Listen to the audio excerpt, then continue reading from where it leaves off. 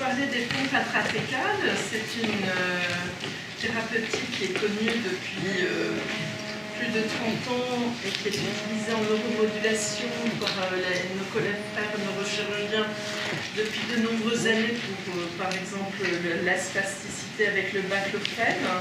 Il y a d'autres utilisations en algologie et je vais faire plutôt un focus sur les douleurs en cancérologie. Dans le dernier panorama des cancers de mars 2021, on voit qu'il y a 1000 nouveaux cas de cancer par jour en France. 3,8 millions de Français ont eu ou ont un cancer actuellement.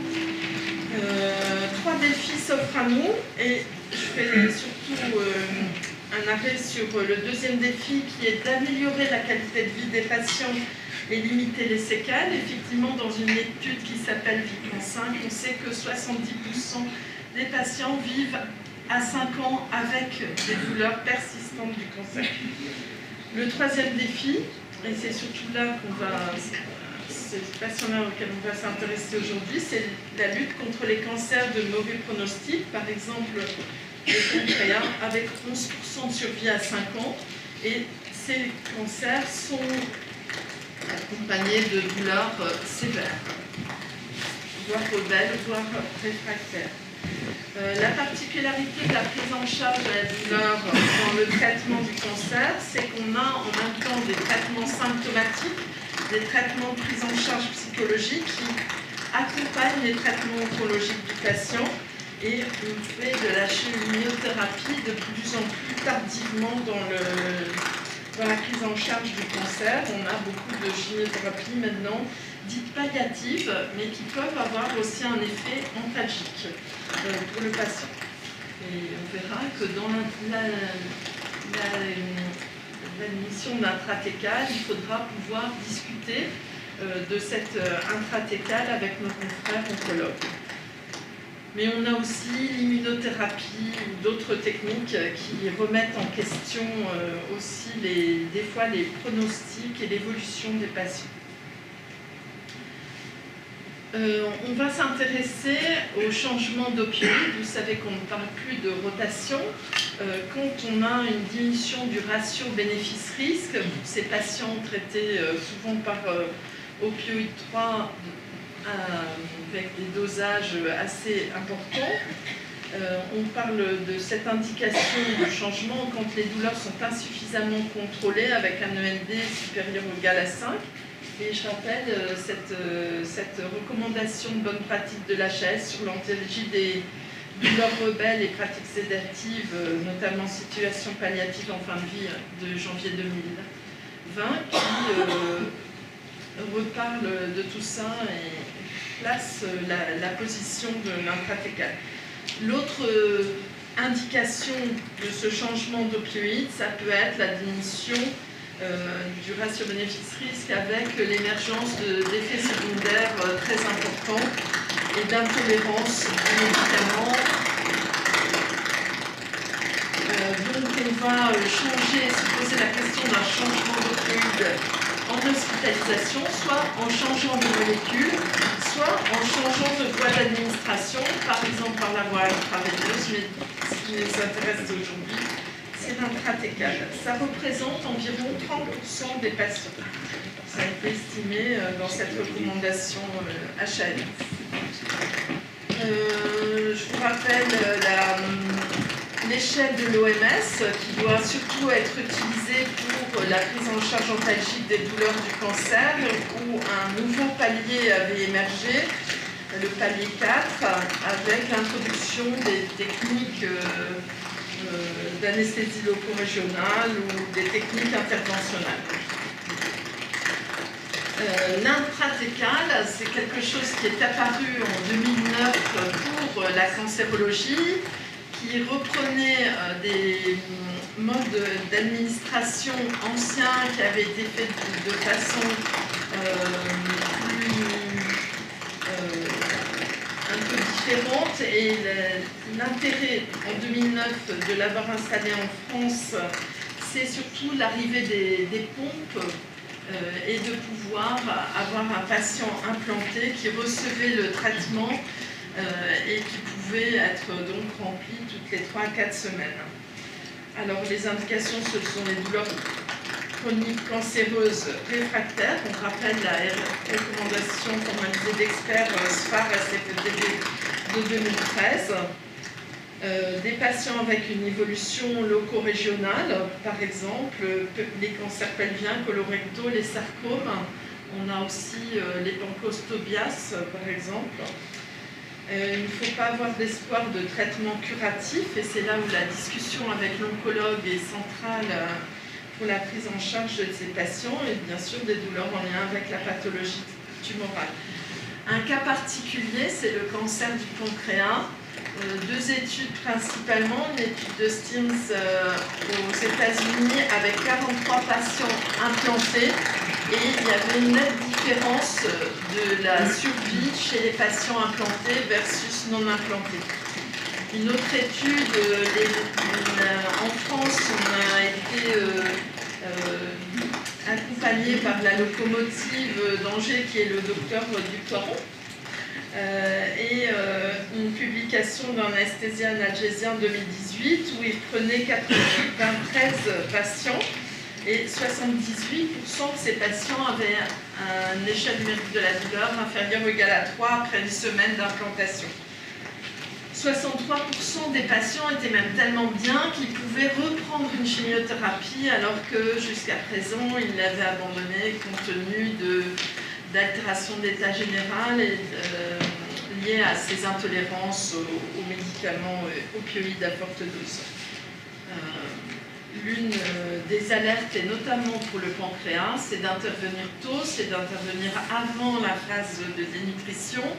Et de plus en plus, on plaide auprès de nos collègues oncologues pour faire intervenir l'analgésie intrathécale avant la chimiothérapie du cancer, pour préserver l'état général et pour préserver la possibilité justement de pouvoir garder une chimiothérapie. Des contre-indications, alors des contre-indications absolues que sont l'hypertension intracrânienne et les obstacles à la circulation du LCR parce qu'on n'arrivera pas à monter de façon satisfaisante le cathéter, et des contre-indications relatives qui sont souvent des contre-indications plutôt temporaires comme l'aplasie. Et là aussi on va être dans la discussion avec notre confrère oncologue pour trouver la meilleure place. Est-ce qu'on arrête le cycle de chimio et puis ou est-ce qu'on interrompt le traitement? Voilà, chaque cas étant un peu particulier. Les épidurites, méningite carcinomateuses, infections, traitements anticoagulants sont plutôt des contre-indications, des fois temporaires. L'acide, c'est une contre-indication, plutôt une difficulté, on va dire, à mettre en place la pompe elle-même.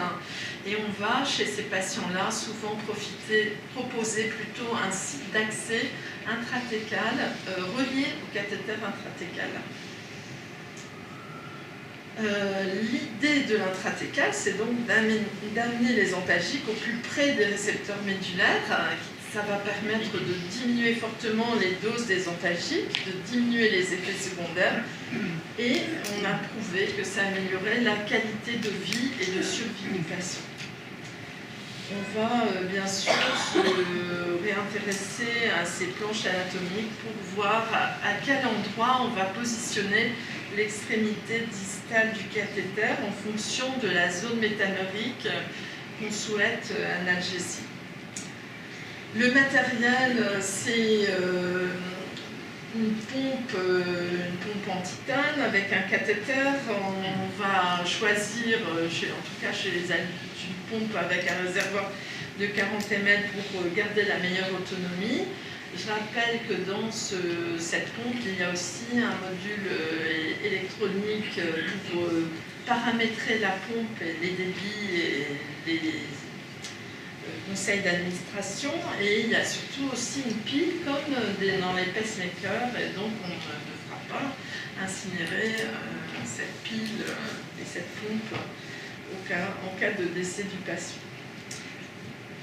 L'implantation se fait le plus souvent au bloc opératoire sous anesthésie générale et nécessite une asepsie rigoureuse. Il y a environ 1% de complications infectieuses avec la mise en place de pompes dans les équipes entraînées. Et l'infection d'une pompe chez un patient avec un cancer évolué peut être un équivalent de décès du patient, parce que c'est vraiment une gravité chez ces patients d'avoir ce type de complications et de ne pas pouvoir se servir de la pompe. Voilà, on va contrôler l'extrémité. Le remplissage va être fait aussi en respectant les règles d'asepsie de sécurité. Donc on a là aussi besoin de travailler avec les pharmacies hospitalières pour préparer les médicaments sous hôte. Il y a un double contrôle souvent qui est conseillé. Et si dans le modèle d'Angers, par exemple, la pharmacie d'Angers commercialise les préparations de seringues et va les exporter à 200 km à la ronde. Alors c'est plus que leur région, puisque maintenant ils vont jusque Saint-Brieuc, donc c'est assez loin, mais ça nécessite aussi qu'il y ait des dosages sous HPLC pour vérifier la préparation qui doit être injectée au patient. Et puis on va programmer cette administration par télémétrie avec une prescription informatisée. Alors entre 2008 et 2010, on avait participé à plusieurs études avec Angers et Bordeaux sur, par exemple, pour voir l'intérêt du petit bolus qu'on pouvait donner aux patients, un peu comme un équivalent de PCA. Il n'y avait en fait pas de différence. Il y a des avantages et des inconvénients dans les deux techniques, mais on voyait aussi que la dose d'équivalent morphine orale que recevaient ces patients était de l'ordre de, en moyenne, 566 mg, c'est-à-dire des doses relativement élevées, et on aimerait, en tout cas en France aussi, continuer de développer cette technique en pouvant intervenir beaucoup plus précocement pour le patient et avec des doses moins élevées, ce qui serait plus facile. Le médicament standard, le gold standard, on va dire, c'est la morphine, qui est le premier médicament qui avait été aussi utilisé par voie intrathecale en 1979 et qui est la première ligne de la conférence de consensus polyanalgésique de la PAC américaine. Et voilà, c'est vraiment intéressant parce qu'on dispose maintenant d'une morphine hyper concentrée pour pouvoir l'administrer comme ça pendant 40 jours.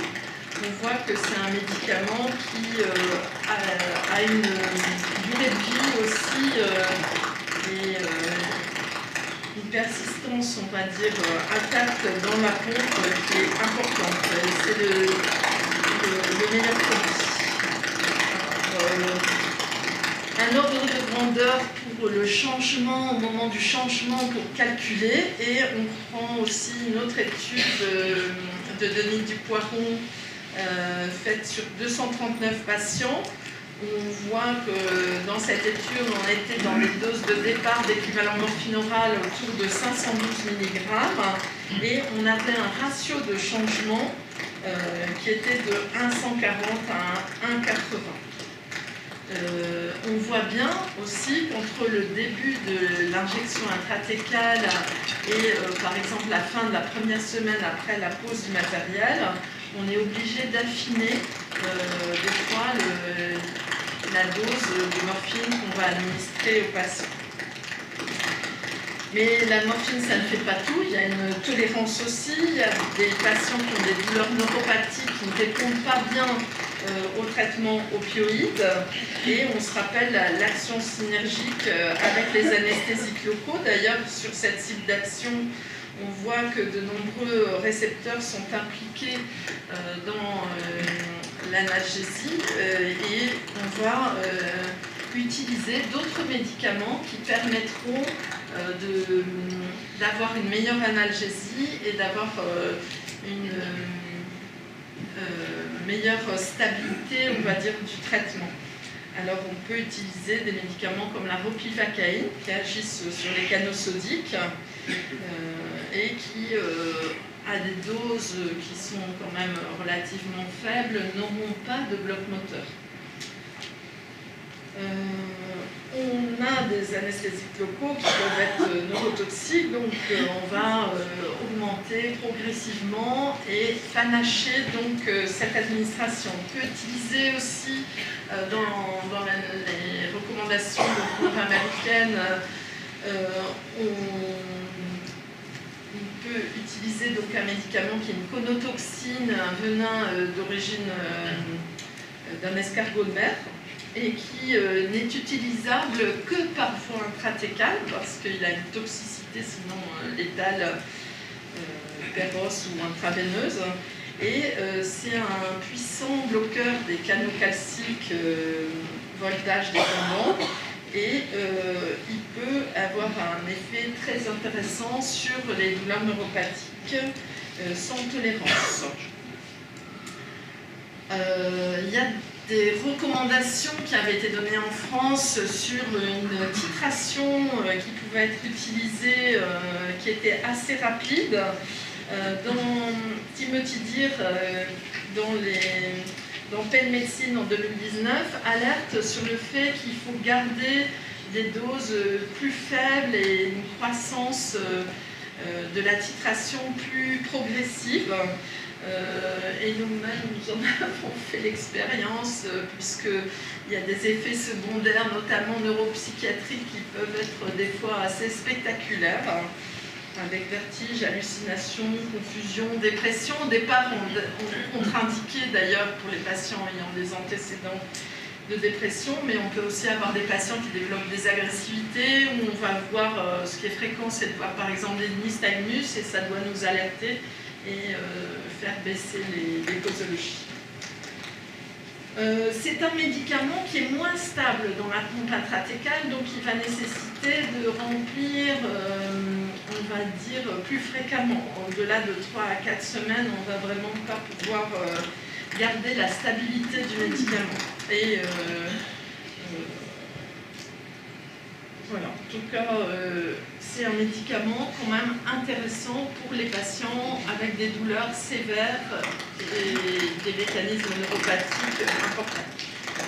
On rappelle un petit peu les complications que vous pourrez retrouver dans les recommandations de l'HAS, avec ce qui est très fréquent, les céphalées qui sont l'équivalent des céphalées post-fonction durmériennes qu'on retrouvait en anesthésie.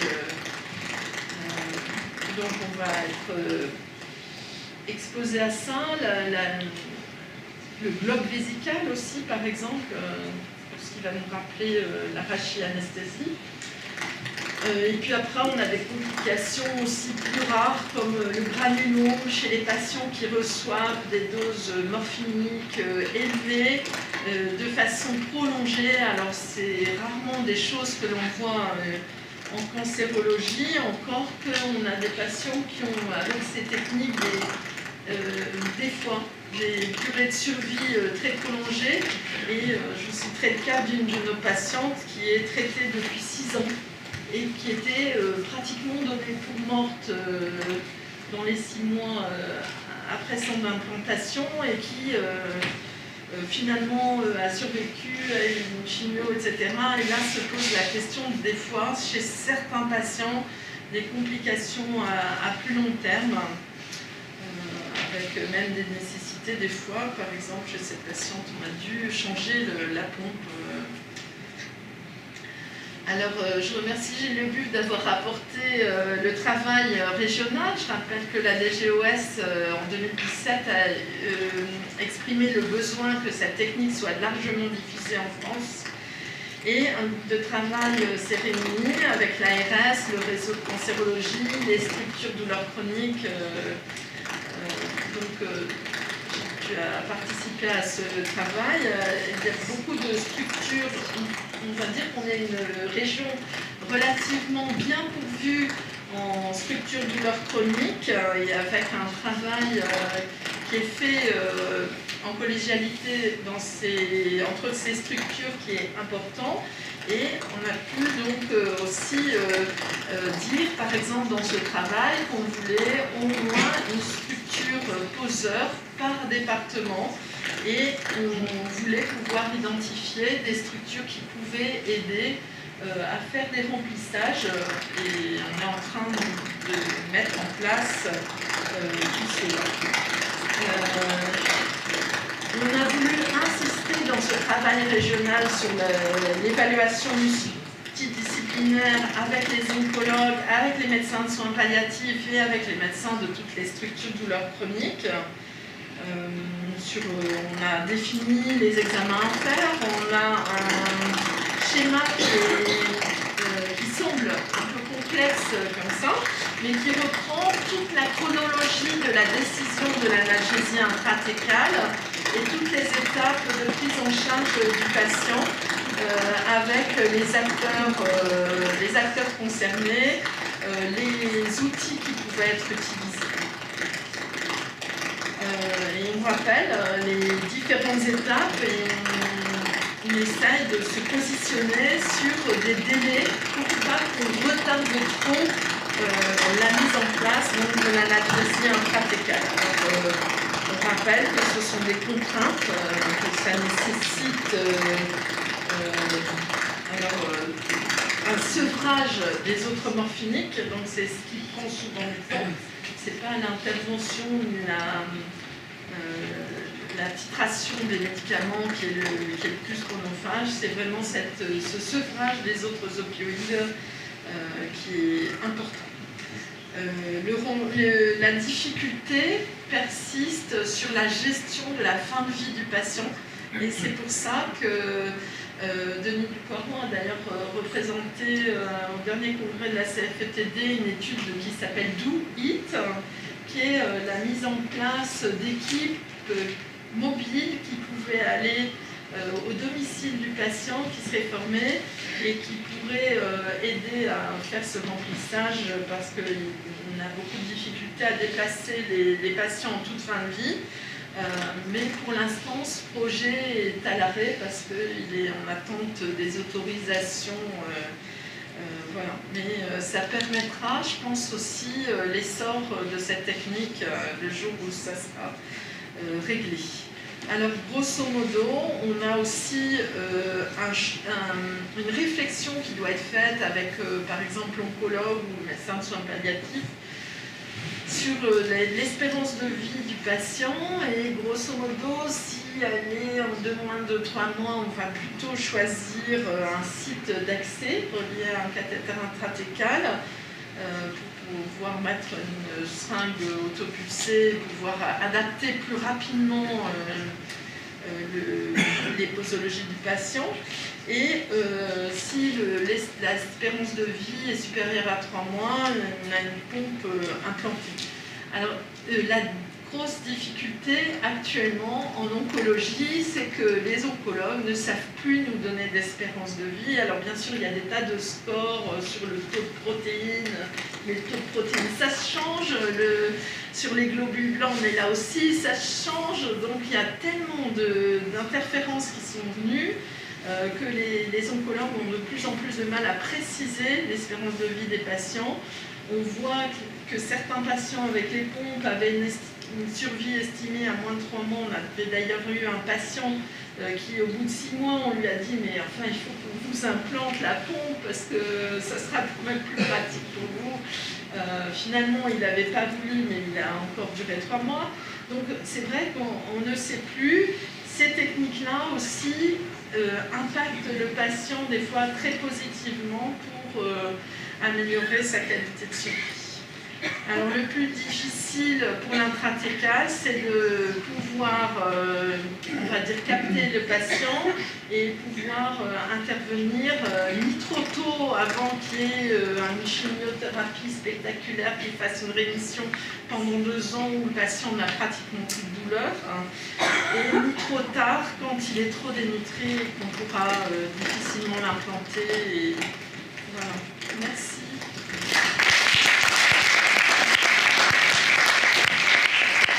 Merci beaucoup Nathalie.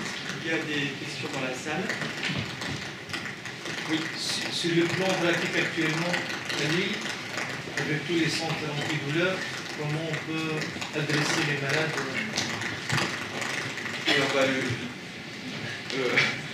Comme Nathalie l'a dit, c'est comment dirais-je, c'est un peu un challenge pour une équipe qui prend en charge ce type de patient. Vous avez bien compris qu'il y a derrière ça une espérance de vie et compte tenu des files actives au niveau des centres de la douleur, c'est pas toujours simple. C'est-à-dire qu'il faut identifier une filière qui soit adaptée. Comme Denis de l'Histoire l'ont dit, et c'est ce que les centres, les équipes qui se lancent dans la mise en place de pompes intratécales sont en mesure de pouvoir répondre dans les 3 semaines, grosso modo. Surtout si on a des espérances de vie, c'est pas question de dire on verra ça dans 6 mois. Donc, par définition, ça pose quand même un réel souci. Et donc, Nathalie, au centre Oscar Landré, pose des pompes, nous on pose des pompes également, depuis maintenant, ça s'est développé il y a maintenant depuis 2 ans. Et on essaye, dans la mesure du possible, de mettre en place une RCP qui est absolument nécessaire. RCP qui inclut les algologues, qui inclut les poseurs, qui inclut aussi l'analyse psychologique. Mais l'analyse psychologique plutôt oncologique dans le contexte, c'est-à-dire que c'est des patients qui sont pris, qui sont pris en charge dans le cadre du cancer. Parfois, c'est les médecins de soins palliatifs, l'équipe de soins palliatifs qui est sollicitée. Donc tout ça veut dire que c'est une filière patient très identifiée à mettre en place rapidement.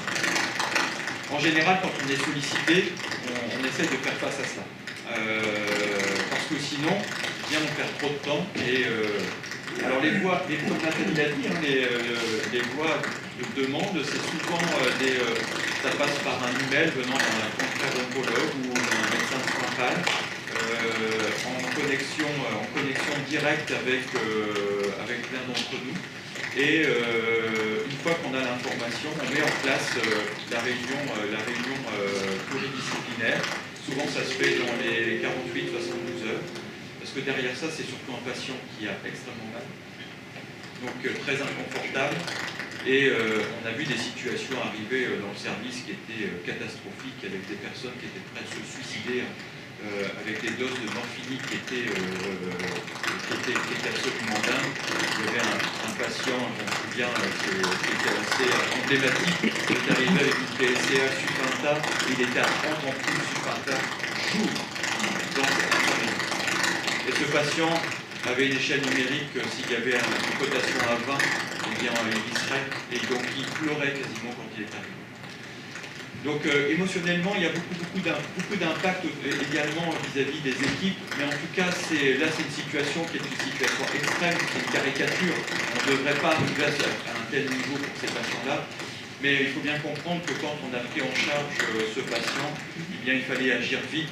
Donc on l'a vu en 24-48 heures, je ne me souviens plus très bien, et on l'a implanté plus tard.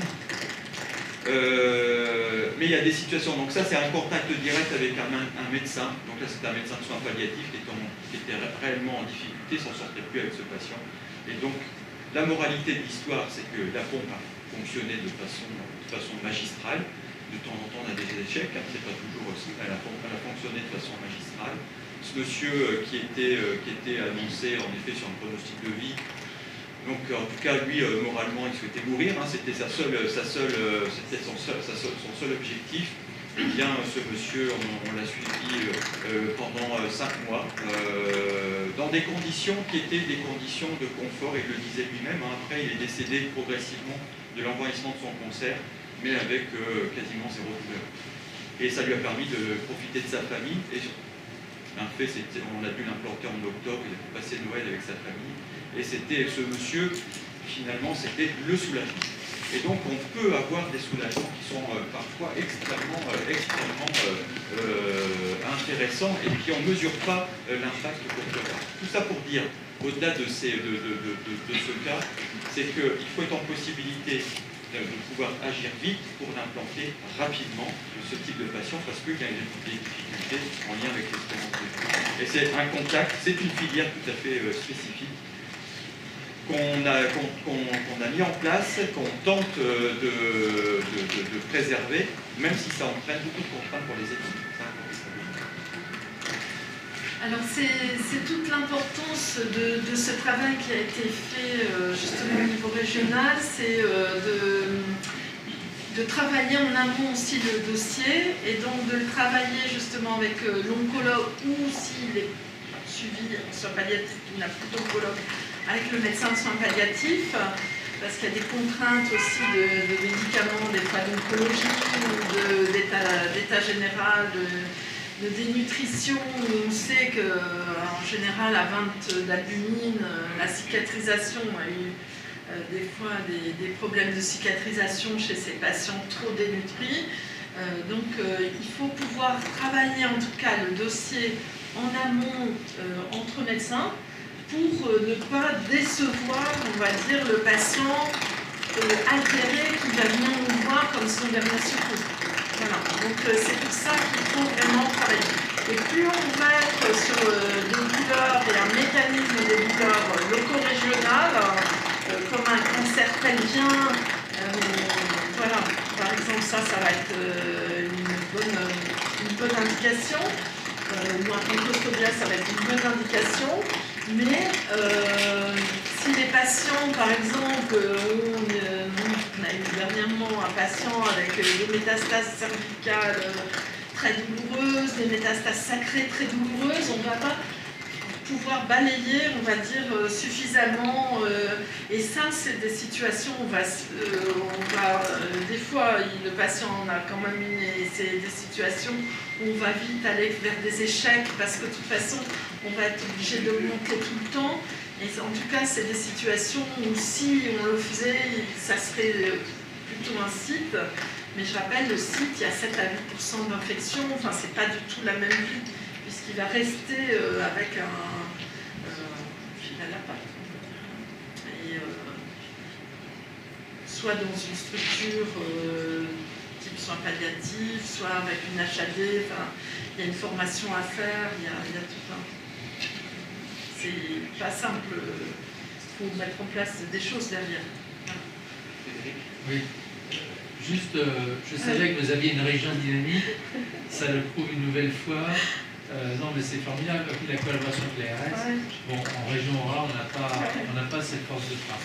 Sincèrement, en dehors du sciences non rares, c'est très dynamique, aux hospices civils. Juste une question concernant les agents que vous allez administrer aux patients, proposer aux patients. Est-ce que vous avez des guidelines? Pourquoi le choix de la morphine? Est-ce que vous associez ou pas avec la reprise? Alors la bupie, c'est aussi un combat de gagner du corps, la chlorphénirapamide. Ça, bon, mais il est en train de me gagner, parce que petit à petit, là...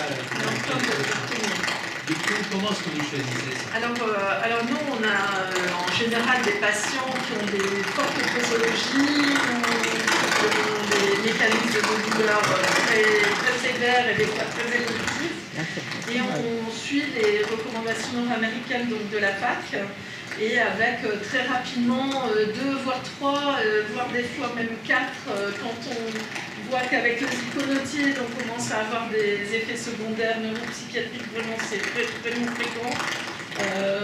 On commence à diminuer le ziconotide, on introduit la clonidine, dont je n'ai pas parlé mais qui est aussi un médicament possible, et c'est pour ça qu'il faut quand même des équipes entraînées au niveau de la prescription aussi, parce que, alors on a tous fait au départ aussi avec Denis Dupoiron en compagnonnage, parce que c'est quelqu'un qui a quand même une expérience, il est à 100 patients en file active, voilà, c'est quand même énorme, il dessert tout un bassin de population énorme. Voilà. Mais c'est vrai qu'au niveau région, on est obligé, chaque région, quand même, finalement, de réfléchir aussi en fonction de nos possibilités. On s'est vite rendu compte que dans la région, le problème n'était pas de trouver un centre qui peut poser. Alors que dans certaines régions, je ne vais pas rentrer dans les détails, mais il y a des régions où il n'y avait aucun poseur. Non, notre région, c'était pas tellement ça le souci, c'était plutôt l'organisation en amont pour justement fluidifier ce parcours et faciliter l'accès du patient au parcours. Tout ce qui nous concerne, on est plutôt dans les morphines rotulatées systématiquement, dans les ponts qui permettent d'avoir un effet synergique peut-être intéressant. Et donc on constate que si on fait le ratio équivalent morphine orale, on arrive à être un chouïa en dessous par rapport à ce que le patient prend. Et sur les composants neuropathiques, c'est pas mal également. Le ziconotide, on l'utilise pas trop parce que, comme Nathalie l'a dit, c'est pas simple du tout de trouver la bonne posologie, qu'il n'y a pas quelques effets secondaires, mais ça a été dit aussi sur les composants neuropathiques, c'est vraiment un médicament, un agent qui a son intérêt. Et ensuite, au niveau régional, alors, il y a l'implantation, mais après, il y a le remplissage. Et alors, le remplissage, c'est aussi pour les équipes une contrainte. C'est-à-dire qu'il faut avoir du manpower, c'est de l'organisation. Et donc, c'est là où, finalement, je pense qu'au niveau de la région, il faut continuer ce dynamisme. Il faut surtout bien que nos algologues vieillissants puissent être remplacés, qu'il y ait des gens formés pour poser ce type de pompe, et ensuite que l'on puisse augmenter, pour avoir le maillage régional, le nombre de centres qui puissent remplir. Donc après, on ne parlera pas de la question justement de la pharmacie, qui là est probablement quelque chose qui ne va pas être simple à gérer en termes de délivrance, puisque ça doit être fait sous OPT, dans les bons usages de pratique. Et donc ça sera aussi une organisation. On a un petit délai de 1 ou 2 ans pour se mettre au carré vis-à-vis de ça, mais on sera obligé d'y venir comme pour une préparation d'une chimiose. Donc finalement, le développement de cette technique, il y a du challenge, incontestablement, et donc il y a encore beaucoup de travail, mais il y a un intérêt pour les patients. Et dans la présentation de Nathalie, il y a quelque chose qui apparaît dans les confrontations là en première ligne, parce qu'on fait de la chirurgie carcino-viscérale, c'est le cancer du pancréas. C'est un cancer qui est, je ne sais pas, est en pleine flambée. Donc il est annoncé que probablement ça sera un cancer qui, en termes de fréquence, sera probablement peut-être même plus important que le cancer du côlon d'ici 5 à 10 ans. Donc il y a une vague de cancer du pancréas sans qu'on sache vraiment pourquoi ça se passe, surtout des sujets jeunes. Et ce qui est intéressant, c'est le travail coordonné avec les oncologues sur potentiellement la cause de pompe. Donc peut-être assez rapidement être coordonné avec les chimiothérapies avant la guérison. C'est des patients qui ont très vite mal. Alors le cancer du pancréas est de moins en moins chirurgical parce qu'avec l'affinement de l'imagerie, on se rend compte que finalement beaucoup de cancers du pancréas sont déjà métastatiques ou avec des anémopathies à distance, etc. Donc, même sur les patients qui ont été chirurgicaux, on se rend compte qu'il y a aussi une survie qui n'est pas bonne parce qu'on constate aussi une révolution. Donc c'est un cancer qui devient de plus en plus orienté vers la chimiothérapie, et je pense qu'on a vraiment une place à prendre pour la préservation de la qualité de vie, et même si le patient a moins d'effets secondaires des morphiniques, il va pouvoir s'alimenter, etc. Donc on est vraiment sur un type de cancer, et quand l'INCA l'a mis en avant dans sa troisième recommandation. C'est vraiment un message fort de faire un focus là-dessus, parce qu'il y a, par rapport à tous les autres cancers, il y a une évolution qui est effroyable. Bon, ben, je crois qu'il est l'heure de la pause. Merci pour votre participation. Merci Nathalie. On espère vous voir pour la deuxième partie.